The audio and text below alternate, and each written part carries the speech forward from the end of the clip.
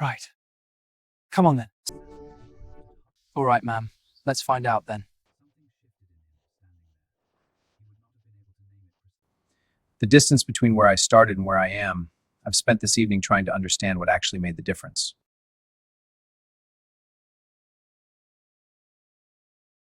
There's a garden in Somerset that people drive considerable distance to see. It sits behind a Georgian manor house at the end of a gravel lane off the A361, shielded from the road by a long row of copper beeches that turn, in October, to a color that is approximately the shade of a very good autumn sunset. The garden is famous in horticultural circles for two things: the extraordinary complexity and beauty of its design, and the story of the man who made it. His name was Samuel Arthur Briggs. He was not born into gardens or into knowledge or into any kind of advantage that the world typically associates with this kind of mastery he eventually achieved. He was born in Sunderland in a terraced house 3 streets from the docks, to a woman who worked in a textile mill and a father who left before Samuel was old enough to remember his face. He arrived at the Hartwell estate at the age of 17 with a second-hand canvas bag, a pair of boots that were slightly too large, and no clear idea, beyond the vague conviction that staying in Sunderland would be a kind of slow disappearance of what he intended to do with his life. What he had, as his mother would later tell anyone who asked, was a quality that is almost impossible to teach and nearly impossible to suppress.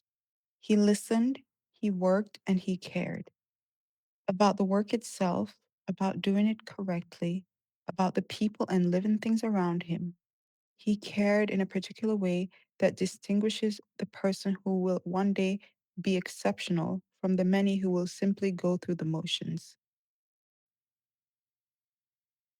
This is how a boy who arrived as a garden hand, the lowest rank and position on the estate's outdoor staff, became, over the course of 20 years, the most celebrated landscape architect in the west of England.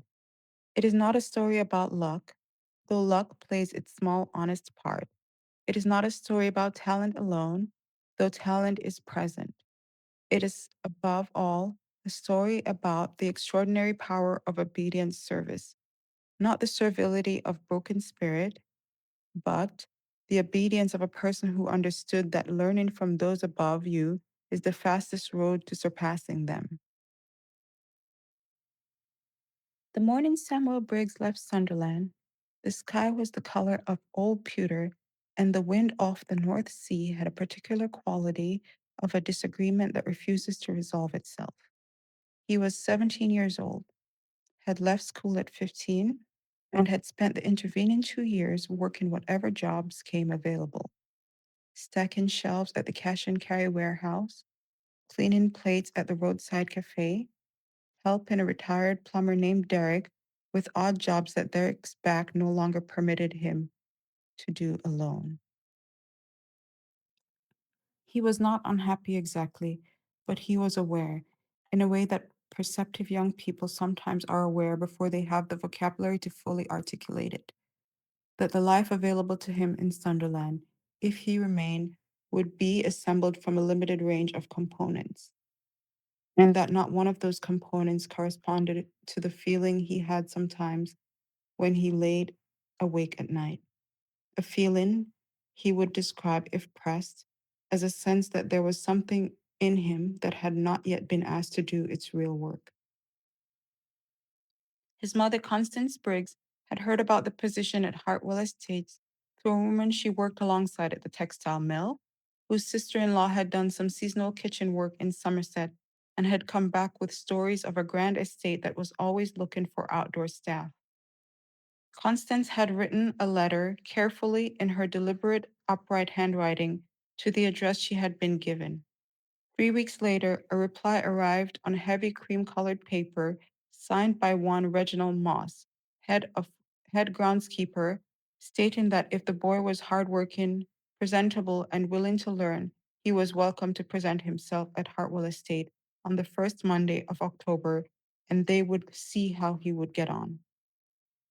The brevity of this invitation was, in its own way, a kind of test.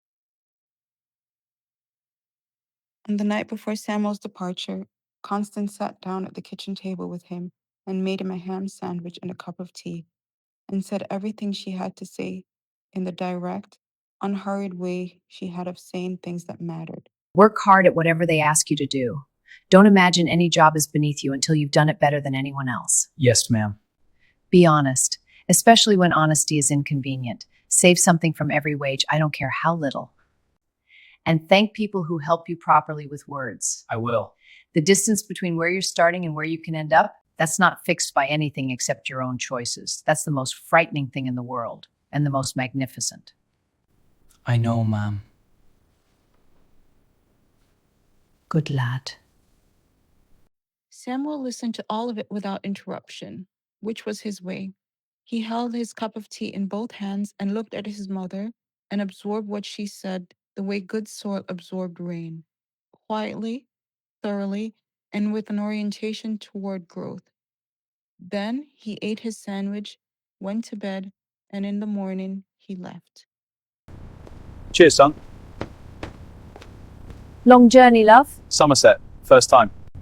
Lovely part of the world. You'll like it. That's the plan.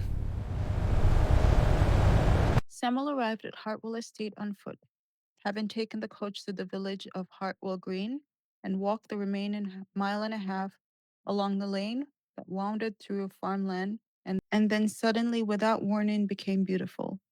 The copper beeches appeared first, a long double row of them, their canopy interlocking overhead to create a tunnel of amber light. He walked through this tunnel slowly, in spite of himself, because it was the kind of thing that slows a person down, whether they intended to be slowed or not. The house came into view at the end of the beeches. It was a Georgian manor of pale limestone, 3 stories, symmetrical, with tall sash windows and a portico supported by 2 columns that were slightly green with age. It was not ostentatious. It had a particular quality of very old, very well maintained buildings, a kind of dignity that comes from endurance rather than show. Around it, on 3 sides, lay the grounds, lawns, herbaceous borders, and a walled kitchen garden, an orchard, and beyond all of these, what appeared to be the beginning of a much larger planted landscape that stretched towards the low hills in the distance. Samuel stood at the end of the beach tunnel and looked at all of this for a long moment. It was not that he had never seen beautiful things, but he had never before seen a place that seemed so entirely devoted to the cultivation of beauty, as though the whole enterprise of the estate was organized around the conviction that growing things well was a serious, worthy, lifelong occupation. Something shifted in him standing there. He would not have been able to name it precisely, but the first time in his 17 years that he had seen a version of a life and thought that whatever this is, I want to understand it. He adjusted his bag on his shoulder, straightened his jacket, and walked up the gravel drive on the side entrance, as the letter had instructed. Reginald Moss was exactly what he looked like, a man who had spent 30 years in the earth and had, in the process, taken some of the earth's qualities. He was thick-set and deliberate, and gave the impression of something that would not be easily moved by weather or worry. He had large, permanently soiled, darkened hands, and a face that had been weathered by a great many seasons into something that was neither young nor old, but simply and thoroughly permanent. He looked Samuel up and down when the boy appeared at the yard entrance, in the same unhurried way he might assess a new piece of equipment. Not unkindly, but without sentiment. Then he said, You're the Sunderland lad? Yes, sir. Ever done garden work before? Yards round the back, through the gate. You're the Sunderland lad. Right, Not formally, sir. I've kept a small allotment with my mother and I've done general labouring. right. Mr. Moss set down the spade and picked up a second one which he held out to Samuel. The border along the east lawn needs turning over. Weeds out, compost worked in. 6 inches deep, no shallower. You'll find the compost heap behind the wall there. Wheelbarrow by the shed. I'll come out and check in an hour. He did not ask whether Samuel had questions. He did not explain the purpose of the task, or whether it was a test, or how long the job was expected to take. He simply pointed and turned back to the handle he had been replacing. Samuel, who might have been disconcerted by this, was not. He had been around working people all his life, and he understood instinctively that in environments where real work is done, you demonstrate what you are worth by doing the work, not by discussing it. He took the spade, he found the wheelbarrow, he located the compost heap, and got on with it. An hour later, Reginald Moss came to inspect. He walked the length of the turned border without speaking, pressing his boot occasionally into the loosened earth to check the depth, bending once to examine the foot of weed that had been removed. At the far end of the border, he turned and walked back, looking more closely this time. Even depth throughout. Clean weed removal, you got the roots, which most people don't bother with. Compost worked in properly, not just left on top. Do the next section. He walked away. That was all. But Samuel, who had learned to read the language beneath the word, understood that he had passed something. He picked up the spade and moved to the next section. Samuel's first months at Hartwell Estates were, by any standard measure of excitement or adventure, uneventful. He rose at 6 o'clock each morning in a small cottage room he shared with Oliver Cross, ate breakfast in the estate staff kitchen, and reported to the groundkeeper yard by 7. The work varied with the season but maintained a consistent character, physical, methodical, and entirely unambiguous in its requirements. Clear leaves, trim hedges, spread mulch, plant bulbs in the hundreds. Grade swooping drifts off them across the lawn, placed with a precision that Moss dictated and enforced. Repair fence, shift compost, dig.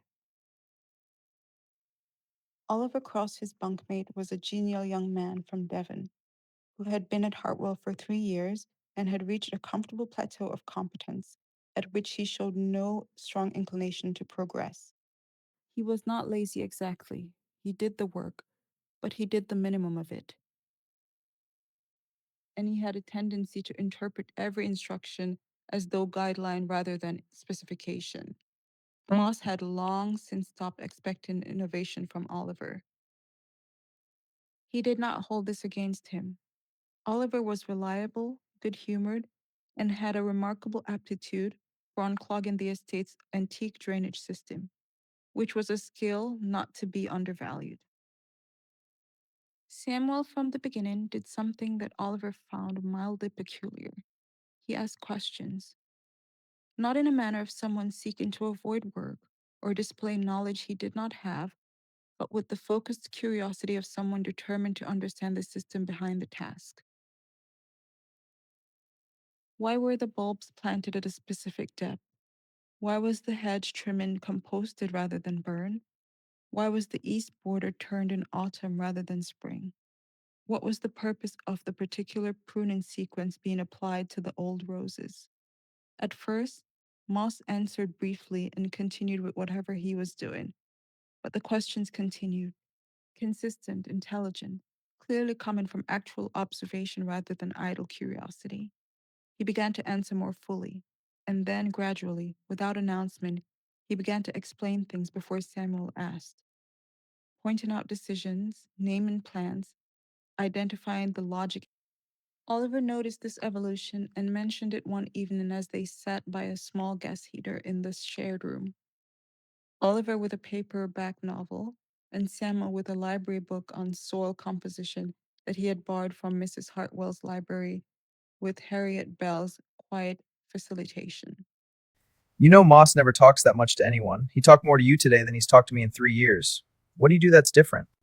I just listen when he talks, and I do what he says exactly, not approximately. Oliver was quiet for a moment, then returned to his novel, but something in his expression suggested this observation had landed somewhere deeper than it appeared. Winter at Hartwell had a particular quality that Samuel had not anticipated. It was quieter, certainly. The frantic activity of autumn planting was over, and the ground settled into a state of suspended patience that felt, to someone who had grown up in the industrial north, almost meditative. But it was not idle. The winter was, as Reginald Moss explained during a rare extended conversation over a mug of tea in the shed one bitter January morning, when the outdoor work had been halted by a hard frost, the season in which a good gardener does their thinking. Every decision you make in March is actually made in January. You're planning the succession of the borders. What goes in when, what comes out when, what you need to have ready. You're reading, you're looking at what didn't work and asking yourself why. You're observing what the frost is doing to the soil, what it's doing to the plants that are dormant, what it's doing to the drainage. The garden doesn't stop teaching you just because nothing appears to be happening. It teaches you differently in winter. Samuel absorbed this. He had been using the quieter weeks to read everything available to him on horticulture, botany, and landscape design. Moss had mentioned in passing that Mrs. Hartwell kept an extensive reference library in the house, several shelves of horticulture and natural history texts, accumulated over 3 generations of family ownership. Harriet Bell, the housekeeper, who had taken a quiet interest in Samuel from his first week, had mentioned this to Mrs. Hartwell, who had, without making a particular occasion of it, simply left word through Harriet that the boy from the grounds was welcome to borrow any book he liked, provided he returned it in the condition he found it. The gift, casual and uncommented upon, as it was, transformed Samuel's winter. He read with the hunger of someone who has discovered relatively late that books contain answers to questions he has been carrying without understanding he was carrying them. He read about the chemistry of soil.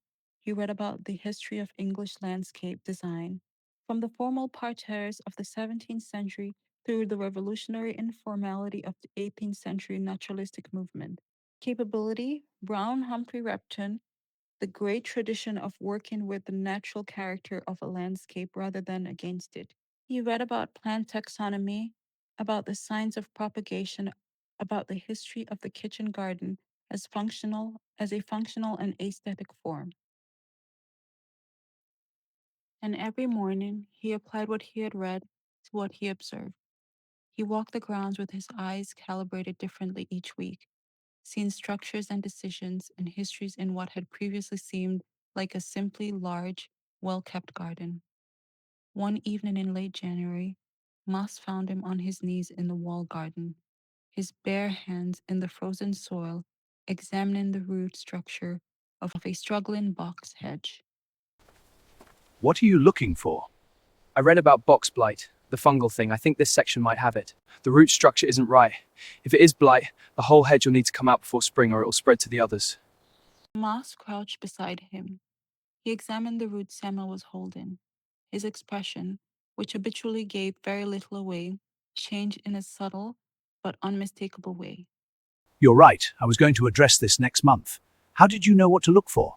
I've been studying the old records. I borrowed a book on fungal diseases of ornamental plants, Mrs. Glendon's reference guide, the 7th volume. It had photographs. Moss looked at him for a moment, then stood. He brushed the soil from his knees and said, with the characteristic brevity that in his vocabulary served as high praise, Good. Come and see me tomorrow morning before the others. We'll plan the removal together. Yes, sir.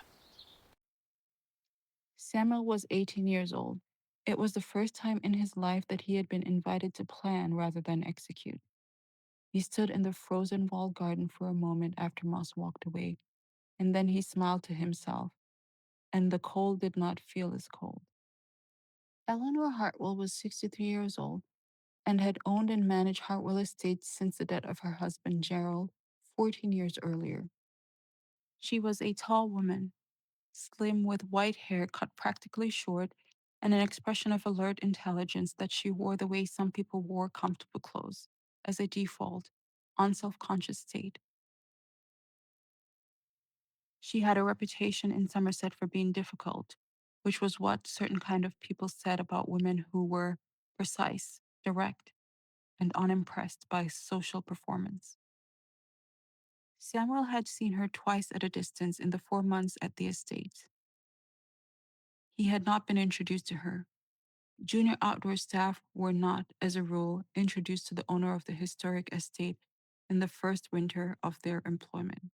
So when Harriet Bell appeared in the groundskeeper yard on a cold February morning and told him that Mrs. Hartwell wanted to speak with him about the wall garden, he experienced a moment of the specific anxiety that accompanies being summoned to a significant meeting for which one has no preparation. He wiped his hands on his work trousers, was reminded by Harriet's expression that this was perhaps insignificant, went and washed them properly, and followed her to the morning room. Eleanor Hartwell looked up from her correspondence when he came in.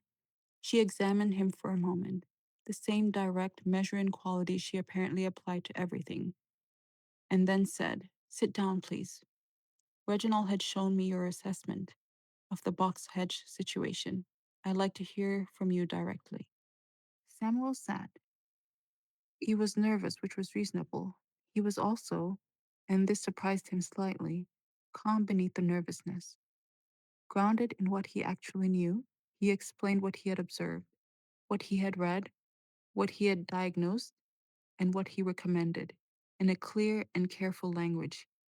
He explained the time and imperative. If the blight section was not removed before the spring growth began, the fungus would spread to the healthy section, and the cost, both financial and aesthetic, would be significantly greater. He had estimated the replacement cost of a full hedge if the blight was allowed to spread, and he mentioned this figure. Mrs. Hartwell listened without interruption. When he finished, she asked several precise questions, all of which suggested she had some existing knowledge of the subject and was testing the depth of his. He answered each one honestly, including answers where "I'm not entirely certain, but my understanding from what I've read was the most accurate response." At the end of this exchange, she was quiet for a moment. Then she said, How old are you? 18, Mrs. Hartwell. And you've been here since October. What were you doing before? Labouring work, mostly, in Sunderland. Where did you learn to think like this? Samuel considered the question. "I don't know if I learned it anywhere exactly. When I don't understand why something is happening or why something is done a certain way, I find it hard to rest until I do understand it. So I read, and I ask Reginald, and I try to apply what I learn to what I actually see. I think that's all it is." Mrs. Hartwell held his gaze for a long moment. "That is not all it is," she said finally. "But it is a great deal." She turned back to her correspondence, which was a signal that the meeting had concluded. Then, as he stood to leave, she said without looking up, "You have unrestricted access to the library. Tell Harriet. And Reginald is to include you in the planning discussion for the spring program."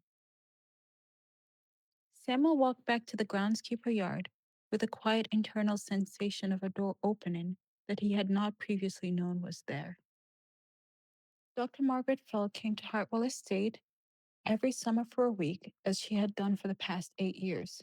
She was a senior lecturer in botany at the University of Bristol, specializing in the history and pharmacology of English medicinal gardens and Hartwell's walled medicinal garden, which had been planted in its current form in 1847 and maintained largely true to its original design, was one of the finest extant example of Victorian era physic garden in private ownership. It was, in her professional view, extraordinary, and she treated every visit as both a research trip and something approaching a pilgrimage. She arrived in July with a canvas bag full of notebooks, a camera on a strap around her neck, and a preoccupied expression of a person whose primary focus is 20 feet ahead of where they are standing. Harriet Bell showed her to her usual guest room, and by mid-morning she was in the medicinal garden, methodically cataloging specimen and making notes in her close precise handwriting. Samuel was working in the adjacent section of the walled garden when she arrived. He had spent the past several weeks paying particular attention to the medicinal garden, having read extensively about it from a Victorian-era gardening journal he had found among the estate's library books. He had noted several plants that appeared mislabeled, and one section of the planting plan that seemed inconsistent with the original Victorian layout documented in the photograph he had found in the estate's archive box. He was not planning to say anything about this. It was not his area of authority, and Dr. Feld was an expert with 8 years of experience with this specific garden. But shortly before noon, she came around the corner of the garden wall looking at her notebook with an expression of moderate frustration and very nearly walked into his wheelbarrow. She looked up, startled. He stepped back. They apologized simultaneously, and then she looked at what he had been doing. Carefully staking a row of elecampane plants, a tall medicinal herb, and said, with the directness of someone for whom social niceties are inefficient. You know what those are? Inula helenium. Victorian physicians used the root for respiratory conditions. It was believed to have antibacterial properties. The research is more recent, but there is apparently some genuine scientific basis for the traditional use. Dr. Feld looked at him with an expression of a person who has just heard something they did not expect. Where did you learn that? From Mrs. Hartwell's library mostly. There is an 1863 edition of a botanical pharmacopoeia, the Flukiger and Hanbury. That covers most of the plants in this section in considerable detail. And I found a Victorian gardening. I thought this journal with notes about the original planting plan might interest you. Actually, if you hadn't already seen it. The conversation that followed lasted 2 hours. They sat on a low stone wall of the garden with the journal between them, cross-referencing Samuel's observation about the inconsistencies in the current planting against the historical record. 3 of his observations were correct, 2 were not, and Dr. Feld explained with patient precision why, and Samuel listened with the same attention he brought to everything, and understood. At the end of the 2 hours, Dr. Feld looked at him with an expression that combined assessment with decision in roughly equal measure. How old are you? 19. And your formal education? Left school at 15. I've been studying on my own since then. Have you ever considered a formal education in botany or landscape science? I haven't had that. I've thought about it. But the practical side of things seemed more immediately useful. The practical and the theoretical are not two separate roads. They are the same road. And people who walk both simultaneously cover ground much faster than those who walk only one. I will be in touch, Mr. Briggs. I would like to suggest something to you by the end of the week, if you're willing to hear it. What Dr. Margaret Feld proposed was this. The University of Bristol ran in conjunction with the Royal Horticultural Society, a part-time distance learning program in horticultural science and landscape studies. It was a 4-year program designed specifically for people working in the horticultural industry who could not attend full-time. Coursework was completed at home, with 3 residential weeks at the university per year, and practical assessment conducted at the student's place of work. Dr. Feld was involved in the academic oversight of the program. She was, in plain terms, offering to put Samuel's name forward and to advocate for his admission on the strength of what she had observed. The cost of the program was real, not catastrophic, but not nothing. Samuel would need to fund it himself, at least partially.